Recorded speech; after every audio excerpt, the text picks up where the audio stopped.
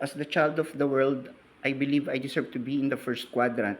If not the first, then at least the second quadrant. Never at the fourth. If there were a fifth, I would say that is where I have been placed. I am the child and not an evil core.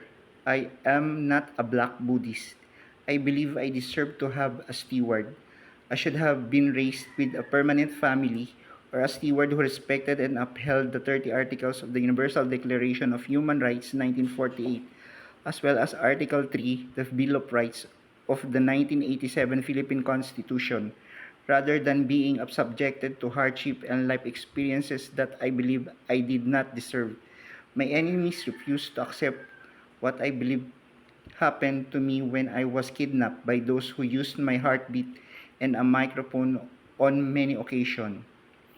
They did so because they did not recognize me as their child. I do not owe. I do not believe I have sinned. I have no obligation to those who falsely claim that I am responsible for their decisions or their alleged harm. I was never enrolled. That is clear to me. I do not owe anyone. I remain the child. I have not received the gold or the favor that I believe I am entitled to, and I believe I remain deprived of those benefits. I do not forgive the sin of Tao Gama, who claimed they had the right to be in my computer, nor of Amagwat, Acro Iglesia, or Alpha Kaparo. I have a name. I am a man, not a slave of the world. No matter who stands on the other side, I remain a living human being with dignity. In my view, the idea of bawal makonsensya was applied incorrectly. I do not play. I do not believe I have sinned, and I do not forgive the sin. They claim they are not excluded. They should never have played. The future is not promised. I do not forgive the sin of the cross, acro, acrax, or star. I condemn what I believe to be their imposition of a death penalty against my life.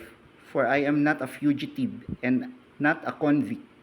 I am the child I do not owe. I am the honor Lord.